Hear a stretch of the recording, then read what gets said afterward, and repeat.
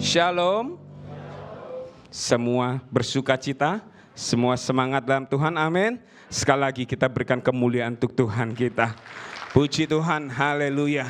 Tema bulan ini gereja kita mengalami mukjizat Tuhan. Kalau minggu lalu Bapak Gembala sudah sampaikan bersama Wakil Gembala, juga Pastor Yolsianto juga sudah sampaikan pribadi yang mengalami Tuhan. Tetapi minggu ini kita berbicara tentang keluarga yang mengalami Tuhan. Amin. Saya melihat banyak sekali keluarga-keluarga di tempat ini. Saya berdoa untuk setiap kita, baik yang sudah berkeluarga, mengalami pribadi lepas pribadi, mukjizat, pertolongan, kuasa yang Tuhan nyatakan atas kehidupan setiap kita. Amin. Gereja kita mengalami mukjizat, mengalami pertolongan oleh Tuhan. Bagaimana gereja kita saat ini boleh berjalan pembangunan gereja kita sampai lantai 5 menuju lantai 6. Semua karena kemurahan Tuhan. Semua karena berkat Tuhan. Semua mengalami mukjizat Tuhan. Saya berdoa juga untuk setiap kita, baik jemaat yang di onsite, live streaming, menerima, mengalami mukjizat, pertolongan, kuasa daripada Tuhan. Haleluya, haleluya. Baik, kita akan sama-sama belajar tentang keluarga yang mengalami mukjizat Tuhan. Karena dalam perjanjian lama kita melihat bagaimana keluarga Adam dan Hawa gagal karena ketidaktaatan mereka. Tapi bagaimana kita harus belajar karena Tuhan Yesus sendiri sangat concern sekali di dalam keluarga. Kenapa? Ya, karena Tuhan rindu keluarga-keluarga yang diberkati Tuhan. Keluarga-keluarga yang ada penuh sukacita. Keluarga-keluarga ada penuh damai sejahtera di dalamnya. Karena sangat penting sekali lagi di dalam keluarga. Karena beberapa hari yang lalu ada yang telepon saya juga dari luar Malang, di luar kota, konseling tentang keluarga, tentang ekonomi. Dia bilang, katakan saya mau bercerai Pak sama istri. Kenapa? Saya bilang, karena masalah ekonomi. Karena tidak dihargai oleh istri, merasa dikecewakan, suaminya sudah bekerja ditipu orang, utangnya punya utang nggak dibayar sama orang, uangnya diciak orang, dimakan orang, bisnisnya ditipu orang. Istrinya terus memutuskan mau cerai aja. Saya bilang, kamu harus bertahan. Ketika Tuhan mempersatukan kamu dalam pernikahan kudus, percaya Tuhan pasti menolong, melakukan keajaiban untuk setiap kita. Karena iblis tidak senang keluarga yang penuh dengan damai sejahtera, keluarga yang penuh dengan sukacita. Iblis tidak senang, iblis akan merusaknya. Karena keluarga, di mana keluarga kuat, gereja kuat juga. Amin Bapak Ibu. Makanya keluarga kita harus kuat di dalam Tuhan. Ada surga di keluarga setiap kita. Bagaimana? Mari kita sama-sama belajar tentang perkawinan di Kana di Yohanes 2 ayat 1 sampai 11 dikatakan firman Tuhan. Bisa tolong ditampilkan. Yohanes 2 ayat 1 sampai 11. Dikatakan, mari kita baca secara bergantian firman Tuhan ini. Yang pertama, pada hari ketiga ada perkawinan di Kana yang di Galilea dan ibu Yesus ada di situ. Kedua,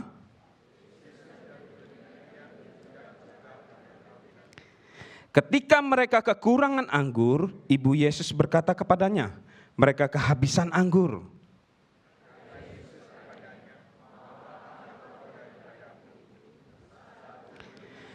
Tetapi ibu Yesus berkata kepada pelayan-pelayan, apa yang dikatakan kepadamu, buatlah itu. 6.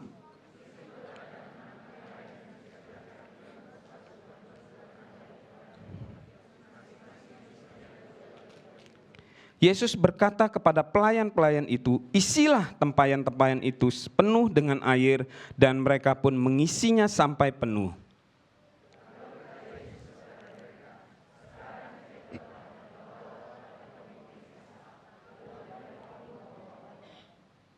Setelah pemimpin pesta itu mengecap air yang telah menjadi anggur itu, dan ia tidak tahu dari mana datangnya, tetapi pelayan-pelayan yang mencedok air itu mengetahuinya, ia memanggil mempelai laki-laki.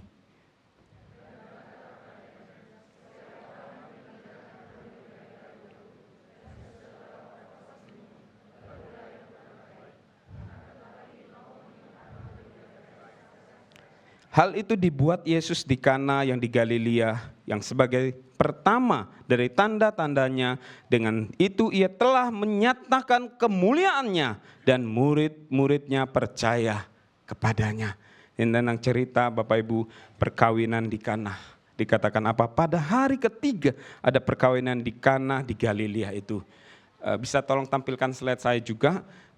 Kita kemarin bulan Februari, kita juga sudah berangkat ke Israel, puji Tuhan, saya bisa dipercayakan mendampingi juga Bapak Gembala, bisa ke Israel, sudah 4 kali mendampingi beliau bersama juga Pastor Yoel Sianto, di mana di Kana, di situ juga banyak sekali terjadi pemulihan, banyak sekali terjadi keluarga yang sudah menikah, khususnya sudah menikah, sah, gitu di Indonesia, tapi di sana mereka diteguhkan kembali pernikahannya, dipulihkan kehidupan mereka.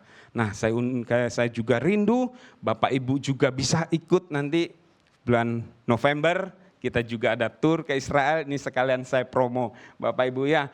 Bulan November nanti kita ada tur ke Israel, itu tanggal 5 sampai 15. Saya rindu untuk semua Bapak Ibu juga bisa menikmati berkat-berkat yang daripada Tuhan. Amin, Bapak Ibu.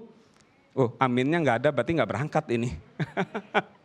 Saya berdoa semua jemaat bisa menikmati berkat Tuhan, bisa melihat tanah perjanjian. Bukan kata orang saja, bukan mungkin kata Bapak Ibu membaca firman Tuhan, tetapi di sana Bapak Ibu bisa melihat keajaiban Tuhan, kebaikan Tuhan, apa yang Tuhan kerjakan waktu itu. Saya percaya untuk setiap kita, meskipun kita tidak melihat, namun kita percaya Tuhan itu baik mengasihi setiap kita. Dikatakan tadi apa? Pada hari ketiga ada perkawinan di Kana, di Galilea, di kota Kana, di Galilea. Ibu Yesus ada di situ. Nah, dikatakan apa? Yesus dan murid-muridnya diundang ke perkawinan itu. Yang ingin saya bagikan tentang cerita ini, yang pertama ada kasih Tuhan. Bagaimana ketika perkawinan itu berlangsung, acara itu berlangsung, mereka dikatakan firman Tuhan apa? Kehabisan anggur. Itu air anggur, bukan anggur ya. Kalau buah anggur itu bulat-bulat ya, tetapi air anggur. Anggur yang sudah difermentasikan menjadi anggur. Nah, mereka kehabisan anggur. Tetapi karena kasih Tuhan, Ibu Yesus datang kepada Yesus. Dikatakan apa di situ? Kata Yesus kepadanya, mau apakah engkau daripadaku ibu? Waktuku belum tiba.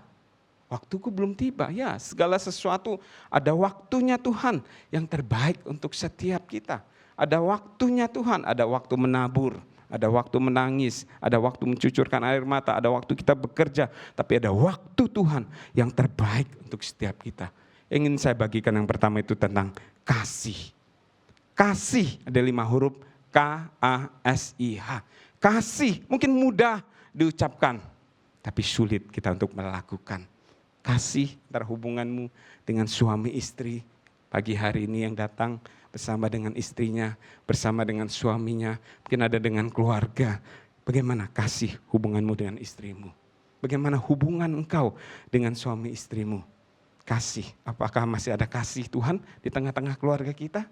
Atau malah keributan yang terjadi, permasalahan yang terjadi. Kenapa? Karena ada masalah di sini. Karena ada kehabisan air anggur tadi. Itu masalah yang pertama. Ya, tapi di dalam kasih Tuhan, Ibu Yesus datang kepada Yesus. Tolong dia. Dia kehabisan air anggur. Kita kehabisan air anggur, Tuhan apa melakukan mujizat pertolongannya. Tuhan mau juga untuk setiap kehidupan dalam keluarga kita ada kasih Tuhan. Sama-sama katakan kasih. Kasih. Kasih itu dikatakan apa? Menutupi segala hal. Kasih itu sabar. Kasih itu murah hati. Tidak cemburu, tidak sombong, tidak memegahkan diri. Tidak untuk kepentingan pribadi. Pak, istri saya cerewet. Pak, istri saya boros. Pak, istri saya tidak bisa diatur.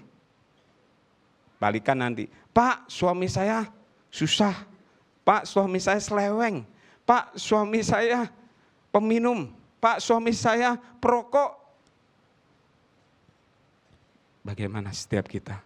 Apakah kau masih mengasihi istrimu? Apakah engkau mengasihi suamimu dengan kondisi-kondisi demikian? Ketika engkau diperhadapkan Tuhan, ketika engkau dipersatukan Tuhan dengan ikatan janji nikah, aku ingin mengasihi engkau setia sampai pada akhir. Walaupun sakit, walaupun kaya, walaupun miskin, aku tetap mengasihi engkau. Apakah kasih itu tetap berjalan? Apakah kasih itu mungkin pada awal-awalnya masih pacaran, pegangan tangan, jalan sana, jalan ke mall, penuh dengan sukacita, ya kan? Datang ke pesta penuh dengan sukacita. Tetapi ketika masuk dalam pernikahan, tahun awal, tahun kedua, pegangan tangan sudah panas, tidur sama-sama sudah panas. Apakah ada kasih di dalamnya? Apakah masih ada kasih Tuhan dalam kehidupan kita? Apakah masih ada kasih? Bapak Ibu pribadi lepas pribadi. Periksa. Biar kasih Tuhan yang meliputi, kasih Tuhan yang memulihkan dalam kehidupan kita.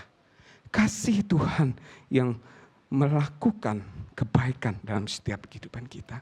Mungkin kau yang menikah sudah 50 tahun, 45 tahun, 35 tahun. Apakah tetap ada kasih Tuhan?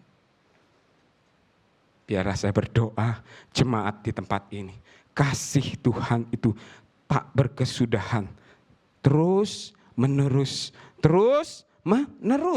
Kasih itu bukan saat ini. Saya mengasihi engkau, saya mencintai engkau. Tetapi kasih itu sampai pada akhirnya. Sampai maut memisahkan setiap kita. Kasih kita dalam keluarga. Kasih terhadap anak kita juga.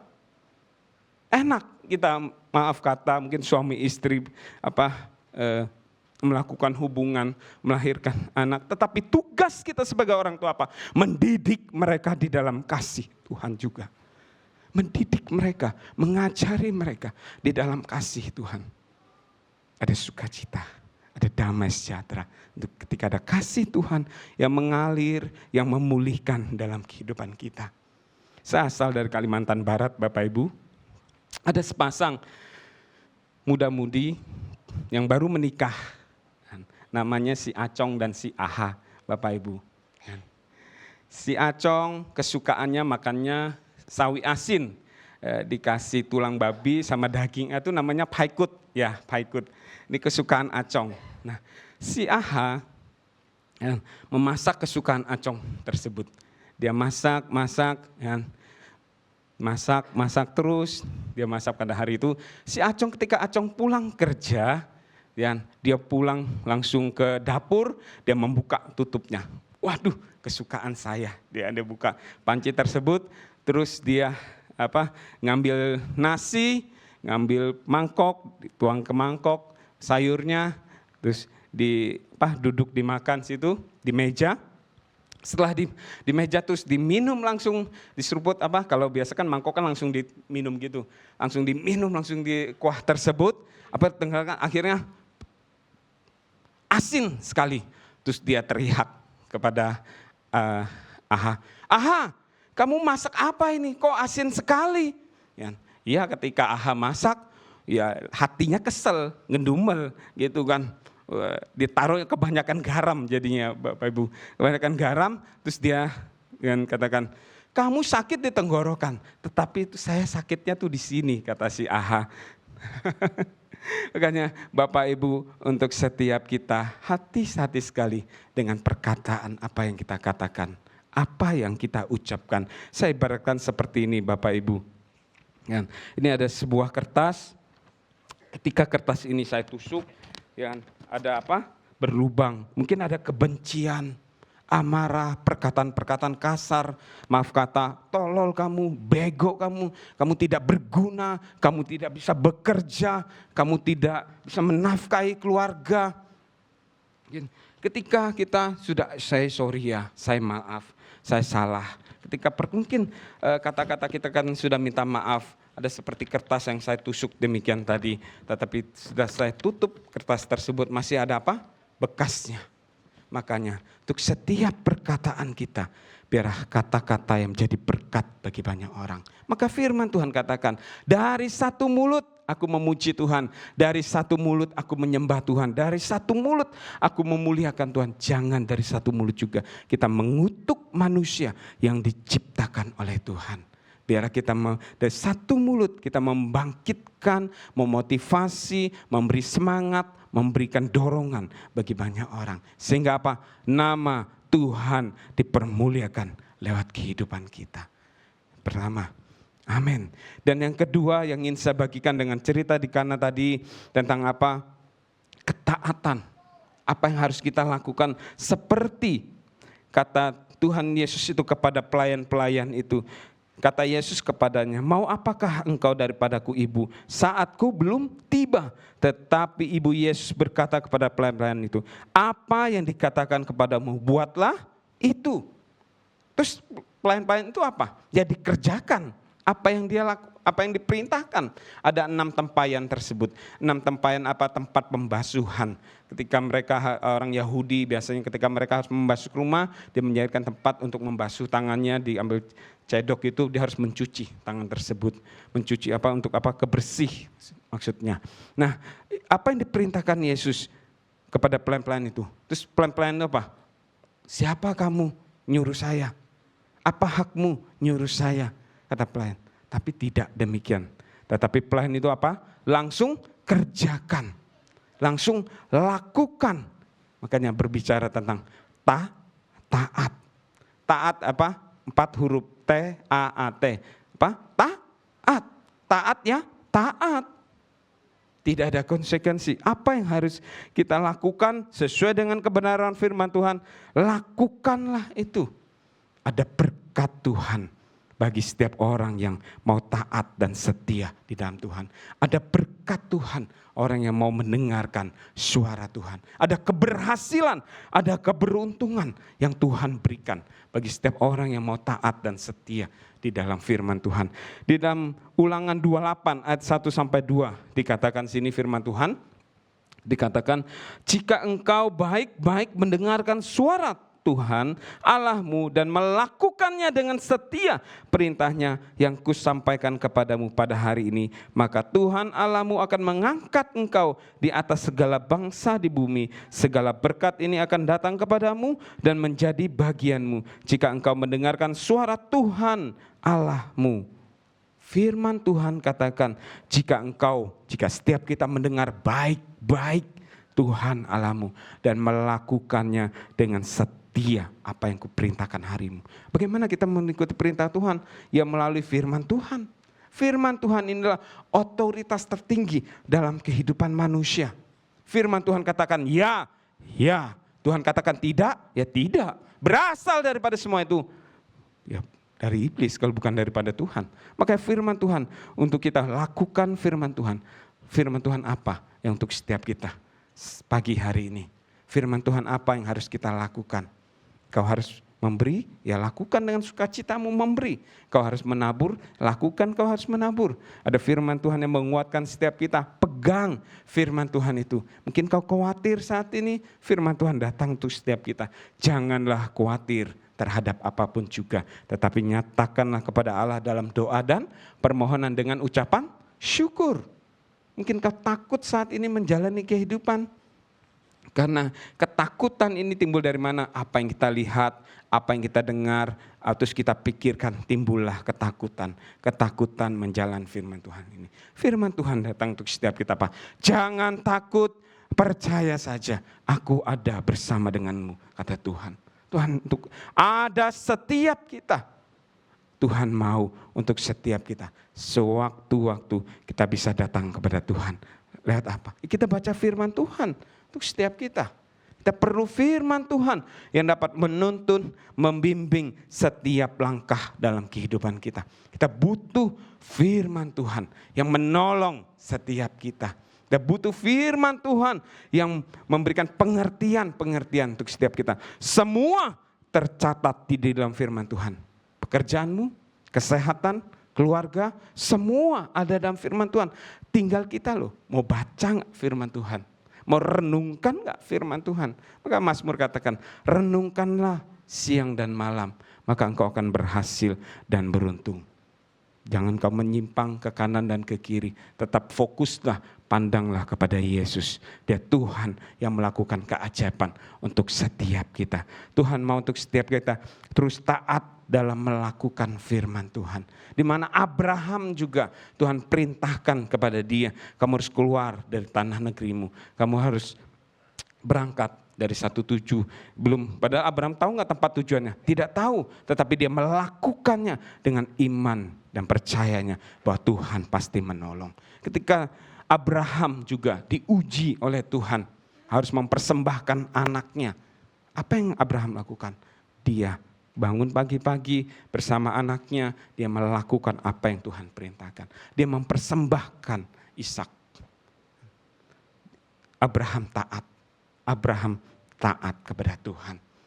Tetapi Tuhan, saya percaya iman Abraham bahwa dia tahu Tuhan yang memberikan janji kepada Abraham, aku akan memberkati engkau, engkau akan menjadi banyak keturunanmu seperti bintang di langit, pasir di laut, demikianlah banyaknya keturunanmu. Itu janji Tuhan kepada Abraham. Abraham belajar taat kepada Tuhan. Untuk setiap kita juga, ketaatan kita diuji oleh Tuhan. Taat apa? Dalam hal apa? Apa engkau mau melakukan firman Tuhan? Atau keenakan setiap kedagingan kita? Karena taatan itu tidak mudah Bapak Ibu. Mungkin taat kita ngomong gampang, tetapi prakteknya mungkin susah. Saya berdoa untuk setiap kita. Ada Roh Kudus yang menolong kita. Ada Roh Kudus yang mengingatkan kita. Mungkin kita salah ditegur oleh firman Tuhan. Mungkin kita jauh daripada Tuhan, kita ditegur oleh firman Tuhan. Roh Kudus yang mengingatkan kita. Roh Kudus ini seperti alarm, saya katakan. Ketika kita mau berbuat dosa, kita mau mencuri, Roh Kudus yang mengingatkan kita. Taat tidak boleh, itu punya orang lain. Tidak boleh lakukan. Mungkin mau cek uang orang lain, tidak boleh.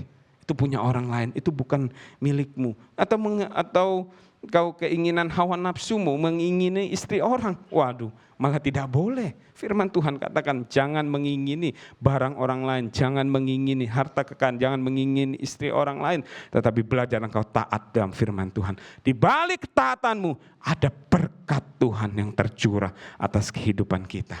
Belajarlah taat akan firman Tuhan. Amin Bapak Ibu. Dan ada satu cerita tentang si Acong ketika dia pulang kerja, si Acong ini buru-buru pulang kerja, buru-buru karena apa? Dia mau ketemu pacarnya si Aha. Dia naik motor, Acong buru-buru, nerobos melewati jalanan kecil, terus ada satu daerah tanjakan itu dia naik ke atas, dia nanjak gitu, naik motor, naik ke atas, dia sambil menunduk, ternyata ada mobil turun ke bawah, akhirnya Acong tidak melihat, nabrak mobil tersebut. Terus dipanggillah polisi datang. Acong, kamu tidak lihat ada tanda tanda dilarang masuk, gitu kan, platnya di situ, tanda dilarang masuk. Acong berkata kepada Pak Polisi, Pak Polisi, saya lihat tanda tersebut dilarang masuk, tetapi saya tidak lihat Pak Polisi jaga di sini, gitu ya. Ya, untuk setiap kita, ketika kita belajar taat, taatlah di dalam Tuhan Yesus Kristus. Ketika kau belajar taat, saya percaya Tuhan yang dapat menolong setiap kita. Ketaatan kita akan mendatangkan berkat untuk setiap kita. Ketika engkau tidak taat, ada akibatnya. Maka firman Tuhan dikatakan juga untuk setiap kita. Di Ulangan 28 ayat 15 dikatakan di sini. Coba tampilkan Ulangan 28 ayat 15. Ketaatan akan mendatangkan berkat, tapi ketidaktaatan akan mendatangkan kutuk. Di mana ketaatan kita melakukan firman Tuhan, ada berkat Tuhan untuk setiap kita. Ketaatan kita bukan karena kita Tuhan, takut akan Tuhan, tapi ketaatan kita karena kita mengasihi Tuhan, karena Tuhan lebih dahulu mengasihi setiap kita. Ketaatan bukan berbicara satu kengerian ke hadapan Tuhan, bukan. Tetapi kita mengasihi Tuhan, kita hidup mau takut akan Tuhan, belajar taat akan firman Tuhan. Bukti kita apa? Mengasihi Dia dalam kehidupan setiap kita. Saya puji Tuhan bisa berdiri di tempat ini Bapak Ibu berbicara, menyampaikan firman Tuhan ini semua juga karena kemurahan Tuhan. Semua Tuhan panggil saya Saya bisa datang ke Malang, dulu saya bekerja di Taiwan, saya hanya belajar taat. Saya tinggalkan pekerjaan saya di Taiwan, saya sekolah di STT Yestoya, masuk jam 8, pulang jam 3 sore. Berat Bapak Ibu, ya berat. 4 tahun berjalan, saya lakukan itu terus. Berat, ya berat, tapi saya lakukan, saya belajar taat, saya belajar taat, saya belajar setia, saya belajar setia. Di mana kesetiaan kita diuji juga, ketaatan kita juga, mungkin diperhadapkan dengan masalah, dengan ekonomi, keuangan. Apakah engkau tetap belajar taat akan aku? Ya, karena saya dulu awalnya bekerja di Taiwan, dapat uang, tetapi ketika saya memutuskan untuk saya sekolah, uang masuk dari mana? Saya tidak bekerja. Tapi saya berdoa, Kau Allah Jehovah Jireh, Kau gembala yang baik, Kau yang menyediakan berkat untuk hamba-Mu. Kau buktinya apa? Tuhan memelihara untuk setiap orang-orang yang mau taat akan firman Tuhan. Tuhan memelihara, Tuhan tidak pernah meninggalkan anak cucunya katanya kan. Tuhan menjadi berkat untuk setiap kita. Belajarlah taat di dalam firman Tuhan. Dan yang kedua, dan yang ketiga yang ingin saya bagikan tentang cerita di Kana. Undanglah Yesus selalu hadir di dalam hidupmu. Kita manusia yang terbatas, kita manusia yang lemah, tapi kita butuh Tuhan yang terus menyertai dan setiap kita. Kita butuh Tuhan yang menolong setiap kita. Maka undang Dia hadir dalam kehidupan kita. Hadir dalam keluarga kita. Hadir dalam pekerjaan kita. Hadir dalam setiap aspek kehidupan kita. Kita perlu Tuhan. Maka firman Tuhan, diberkatilah orang yang mengandalkan Tuhan, yang menaruh harapannya pada Tuhan. Apakah engkau mengandalkan Tuhan? Apakah engkau mengundang Tuhan dalam kehidupanmu? Mungkin dalam keluargamu, pekerjaanmu. Kok saya gak diberkati ya Tuhan? Kok saya gak ditolong Tuhan ya? Periksa kembali bagaimana hubunganmu dengan Tuhan. Bagaimana periksa kembali keintimanmu dengan Tuhan. Apakah engkau menyediakan waktumu untuk Tuhan? Lihat apa? Kita berdoa. Kita berlutut di hadapan Tuhan. Kita percaya ketika engkau berlutut, ketika engkau berserah, ketika engkau mengangkat tangan, saya percaya Tuhan yang menolong setiap kita. Tuhan tidak pernah meninggalkan kita sedetik pun Bapak Ibu. Tuhan ada bagi setiap kita 24 jam. Dia menyediakan waktu bagi setiap kita. Mau gak engkau datang kepada Tuhan? Maka Yesus ajarkan memberikan teladan. Pagi-pagi benar Yesus naik ke bukit, dia berdoa seorang diri. Waktu terbaik apa? Kau datang Tuhan ya pagi hari. Kalau engkau gak bisa pagi hari, ya malam hari. Yang penting waktu yang terbaik, bukan waktu yang sisa yang kau berikan untuk Tuhan. Tapi waktu yang terbaik. Ketika kau datang kepada Tuhan, saya percaya Dia Bapa yang penuh kasih. Dia Bapa yang pemurah. Dia Bapa yang menolong setiap kita. Masalah apapun yang ada, saya percaya ketika Yesus hadir dapat menolong, melakukan keajaiban-keajaiban untuk setiap kita. Amin Bapak Ibu. Amin. Ya, undanglah Yesus dalam kehidupanmu. Jangan ragukan Tuhan sedetik pun. Undanglah Dia dalam keluargamu, pekerjaanmu. Ada satu contoh juga di dalam firman Tuhan. Dikatakan sini Yohanes 11 ayat 1 sampai 4 dikatakan sini bagaimana keluarga ini juga mengalami mukjizat yang daripada Tuhan. Itu cerita apa? Ada seorang namanya Lazarus dari Betania, sakit, dia mempunyai kakak namanya Marta dan Maria. Keluarga ini yang dikasihi Yesus. Dikatakan di ayat ketiga, dikatakan, dan Lazarus yang sakit itu adalah saudaranya. Kedua perempuan itu mengirim kabar kepada Yesus. Dia mengundang Yesus. Ya, Tuhan, Dia yang engkau kasih itu sakit. Tetapi kata ayat 4 dikatakan, ketika Yesus mendengar kabar itu berkata, penyakit itu tidak akan membawa kematian, tetapi akan menyatakan kemuliaan Allah. Sebab oleh penyakit itu anak Allah akan dimuliakan. Yesus ketika menerima kabar tersebut, dia bukan langsung datang, tetapi dia apa? Dia tidak datang. Karena Yesus tahu yang terbaik untuk Lazarus. Karena Yesus tahu yang terbaik untuk Maria dan Marta. Maka dia katakan apa? Yesus tidak datang pada waktu itu. Penyakit itu tidak akan membawa kematian, tetapi akan menyatakan kemuliaan Allah. Sebab oleh penyakit itu anak Allah akan dimuliakan.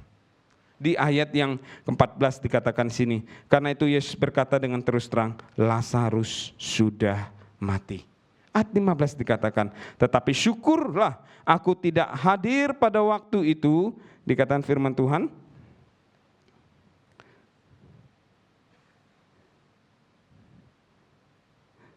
Sebab demikian lebih baik bagimu supaya kamu dapat belajar percaya. Mari kita pergi sekarang kepadanya. Yesus mau untuk setiap kita percaya penuh kepada Dia. Percaya penuh kepada Dia. Di ayat 40 dikatakan, jawab Yesus, bukankah sudah kukatakan kepadamu, jika engkau percaya, engkau akan melihat kemuliaan Allah. Mereka mengangkat batu itu, lalu Yesus menenggak ke atas dan berkata, Bapa, aku mengucap syukur kepadamu karena engkau telah mendengarkan aku. Aku tahu bahwa engkau selalu mendengarkan aku, tetapi oleh karena orang banyak yang berdiri di sekeliling aku mengatakannya supaya mereka percaya bahwa engkaulah yang telah mengutus aku. Dan sesudah berkata demikian, berserulah ia dengan suara keras, Lazarus, marilah keluar. Yesus 44 dikatakan, orang yang telah mati itu datang keluar, kaki dan tangannya masih terikat dengan kain kapan dan mukanya tertutup dengan kain peluh. Kata Yesus kepada mereka, bukalah kain-kain itu dan biarkan ia pergi. Firman Tuhan untuk setiap kita, mau gak kita percaya? Seperti Lazarus tadi, Tuhan Yesus mengasihi Maria, Marta, juga Lazarus. Ketika Lazarus mati, dikatakan apa? Yesus baru hadir di tempat itu. Yesus perintahkan, Lazarus kau keluar, bangkit. Mungkin ada yang mati saat ini, kondisi kita, ekonomi, pekerjaan, keluarga kita mati. Bangkitlah bersama dengan Yesus. Jangan menyerah, jangan putus asa. Masih ada Tuhan yang menolong setiap kita. Tinggal kamu percaya enggak?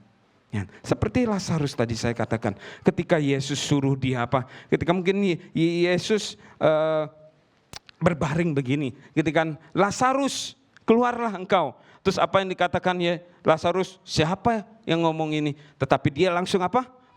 Bangkit.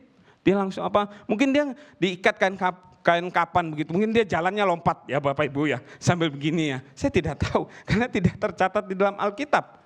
Tetapi apa yang dikatakan firman Tuhan, mereka percaya. Dan ada dalam percaya apa? Ada tindakan di dalamnya. Untuk setiap kita juga. Ketika kau percaya harus kau bertindak di dalamnya. Saya percaya untuk setiap kita. Ketika kau melakukan firman Tuhan yang hidup dan berkuasa itu menolong setiap kita. Firman Tuhan yang keluar itu tidak sia-sia. Dia akan melaksanakan, akan melakukannya untuk setiap kita. Nah, si Acong mempunyai kakek umurnya 120 tahun. Mempunyai cicit 30, mempunyai cucu sekitar 45. Si Acong bertanya kepada kakek, Kek, kenapa umur kakek panjang sekali, 120 tahun? Ya. Terus kakeknya menjawab, Cong, kamu mau tahu umur kakek panjang? Ya, kata si Acong. Ya, kakek mau sampaikan, kalau Tuhan panggil, kakek enggak dengar, makanya umur kakek panjang. Ya, Bapak Ibu, belajarlah dengar firman Tuhan. Saya percaya ketika firman Tuhan itu yang menolong setiap kita. Firman Tuhan yang menolong, melakukan, menegur kita. Belajarlah di dalam firman Tuhan. Saya percaya kau keluarga-keluarga yang mengalami mukjizat Tuhan. Ada kasih di dalamnya. Ada kita belajar taat. Undanglah Yesus dalam kehidupan kita. Kaulah sepakat di dalam Tuhan. Bersatu hatilah di dalam Tuhan. Ada satu cerita tentang si Acong juga. Si Acong umur kelas 4 SD disuruh gurunya untuk hafal Pancasila. Acong, kata gurunya, maju ke depan. Ya, Pak Guru sampaikan, baik Pak Guru, hafal Pancasila. Pancasila. 1, ketuhanan yang Maha Esa. 2, kemanusiaan yang adil dan beradab. 3 ini acongnya ngadat, Bapak Ibu. Lupa dia kan, acong lupa. Terus ada Afat di belakang temannya. Afat bilang, persatuan Indonesia. Persatuan Indonesia. Hush, kata gurunya, diam. Biarkan acong sendiri, kata gurunya. Terus Afatnya terus begini, persatuan Indonesia. Terus acong dengan lihat tangannya Afat, terus acong katakan, Indonesia kompak, katanya. Makanya, satu hatilah engkau bersama dengan keluarga. Ketika engkau ada kesatuan hati, saya percaya Tuhan yang mencurahkan berkat-berkat untuk setiap kita. Tuhan tidak mau keluarga yang berantem, keluarga yang tidak ada kerukunan. Tuhan tidak senang. Karena keluarga yang berantem itu kesukaan siapa? Ya iblis. Kalau keluarga yang berantem, ayo ribut, ayo pisah, ayo rebut harta. Ya, rebut istri orang direbut. Jangan Bapak Ibu ya. Suami orang direbut, jangan. Ya, ayo terus. Iblis suka sekali ngompor-ngompor demikian. Tetapi Tuhan, dikatakan pemazmur, Tuhan memerintahkannya berkat-berkat kepada setiap orang yang hidup rukun. Ada damai sejahtera, ada sukacita di dalam Tuhan. Tuhan sangat senang sekali. Tuhan akan memberkati untuk setiap kita. Bagaimana kita mengalami mujizat Tuhan? Saya berdoa untuk setiap jemaat Betani Yestoya Malang mengalami perjumpaan pribadi lepas pribadi dengan Tuhan. Dia sanggup memulihkan setiap keluarga kita. Tuhan memberkati. Saya undang untuk pemusik WL bisa naik ke atas. Untuk setiap kita pagi hari ini, engkau yang datang bersama dengan keluargamu, engkau yang bersama dengan suami, dengan istrimu. Mari hari ini kau sepakat minta sama Tuhan. Apa? Biar kehendak Tuhan yang jadi, kehendak Tuhan yang menjawab tepat pada waktunya. Saya percaya kasih Tuhan itu besar untuk setiap kita. Kasih Tuhan, Dia yang menebus setiap kita di atas kayu salib. Semua karena cinta kasih-Nya, semua karena pengorbanannya untuk setiap kita. Kasih Tuhan itu yang memulihkan setiap hati-hati yang terluka, setiap hati-hati yang tidak bisa memaafkan. Saya percaya kasih Tuhan yang menolong engkau, Roh Kudus yang menjamah engkau, kasih Tuhan yang membalut setiap hati-hati yang terluka. Belajarlah taat akan firman Tuhan. Ketika engkau taat akan firman Tuhan, maka Tuhan akan mempercayakan kepada engkau hal-hal yang lebih besarnya. Undanglah Yesus dalam setiap kehidupan kita. Apa yang kita kerjakan, apa yang kita lakukan, hadirkan Dia. Saya percaya ketika Tuhan hadir, Dia melakukan keajaiban untuk setiap kita.